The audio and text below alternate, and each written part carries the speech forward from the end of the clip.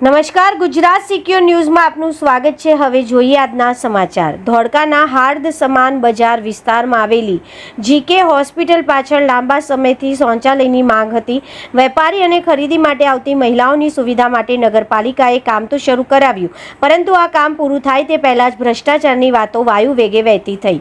સ્થાનિકોમાં એટલો આક્રોશ છે કે આવતીકાલે વિરોધ પ્રદર્શન માટે પ્રતિક ઉપવાસની રણનીતિ ઘડાઈ રહી છે, પરંતુ વિવાદ વચ્ચે ધોળકા નગરપાલિકાના ચીફ ઓફિસર પ્રાર્થના રાઠોડે વહીવટી ખુલાસો કરતા તમામ અફવાઓ પર પૂર્ણ વિરામ મૂકવાનો પ્રયાસ કર્યો છે।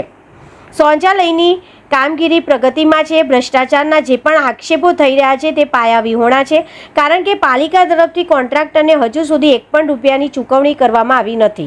નિયમ મુજબ કામ સંપૂર્ણ પૂરું થશે અને તેની ગુણવત્તાની કડક ચકાસણી કરાયા બાદ નાણાં ચૂકવાશે।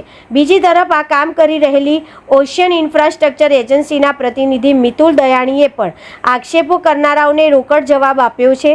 તેમણે રાત્રિના સમયે થઈ રહેલી કામગીરી પાછળના પડકારો મીડિયા સમક્ષ મૂક્યા હતા। અમને આ કામ સંપૂર્ણ પારદર્શક ટેન્ડર પ્રક્રિયાથી મળ્યું છે। અગાઉની એજન્સી કામ અધૂરું મૂકીને ગઈ હતી। આ બજાર વિસ્તાર હોવાથી અને જગ્યા સાંકડી હોવાના કારણે દિવસે કામ કરવું અશક્ય છે। અમારે મજૂરો દ્વારા રાત્રે સામાન લાવીને મહેનત કરવી પડે છે। અફવાઓ ફેલાવા કરતાં લોકો રૂબરૂ આવીને અમારી પારદર્શક કામગીરીને નિહાળે। ટૂંક સમયમાં જ આ શૌચાલય જનતા માટે ખુલ્લું મુકાશે। તંત્ર અને કોન્ટ્રાક્ટરે પોતાની બાજુ સ્પષ્ટ રાખી ભ્રષ્ટાચારના આક્ષેપોને નકારી દીધા છે અને જનતાને તે રૂબરૂ આવીને કામ જોવાની ચેલેન્જ આપી છે। ત્યારે હવે જોવાનું રહેશે કે આ ખુલાસા બાદ આવતીકાલે સ્થાનિકો પોતાનો પ્રતિક ઉપવાસનો નિર્ણય પડતો મૂકે છે કે પછી વિરોધનું આ વંટોળ વધુ ઉગ્ર બને છે। તંત્રી અહેવાલ મહેન્દ્રસિંહ ડાભી, ગુજરાત સિક્યોર ન્યૂઝ, ધોળકા। મારું નામ મિતુલ અશોકભાઈ ડાયાણી છે। ઓશિયન ઇન્ફ્રાસ્ટ્રક્ચર કંપની છે મારી, બરાબર। જીકે દવાખાનાની પાછળ જે ટોયલેટ બ્લોકનું કામ ચાલુ છે, હાલમાં પ્રગતિમાં જ છે, બરાબર। મટીરિયલને એવું બધું રાત્રે જ અહીંયા લાવવામાં આવે છે, દિવસે તો કોઈ મટીરિયલ આવતું જ નથી અહીંયા, કારણ કે બહાર માર્કેટ એવડી મોટી છે તો અંદર ટ્રેક્ટર કે કોઈ વસ્તુ અંદર આવતું જ નથી, બરાબર।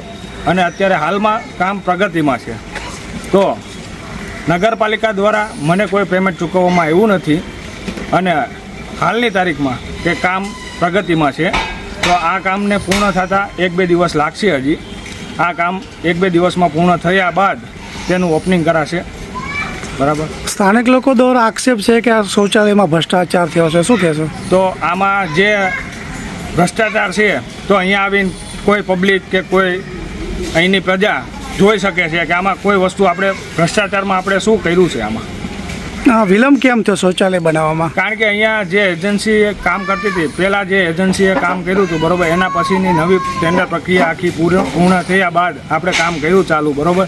જૂની જે એજન્સી હતી, કારણ કે એમના કોઈ અનુસાર કોઈનું ટેન્ડર રદ કરવામાં આવ્યું હતું, પછી આખી ટેન્ડરની પ્રક્રિયા નવેસરથી પૂર્ણ કર્યા બાદ મને કામ મળેલું છે ઓશિયન ઇન્ફ્રાસ્ટ્રક્ચર કંપની, બરાબર।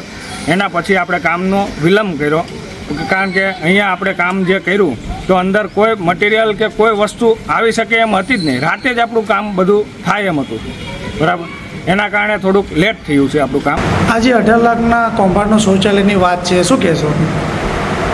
ધોળકા નગરપાલિકા દ્વારા કોન્ટ્રાક્ટરને વર્ક ઓર્ડર આપી અને કામ કરાવેલ છે, એટલે આમાં કોઈપણ પ્રકારનો ભ્રષ્ટાચાર કે કૌભાંડ થયો નથી। તમે સ્થળ ઉપર જઈને જોઈ શકો છો, કામ થયેલ છે અને હજી સુધી કોઈપણ પ્રકારનું પેમેન્ટ થયું નથી, એટલે કોઈપણ પ્રકારના ભ્રષ્ટાચારની વાત એ તદ્દન પાયાવિહોણી છે।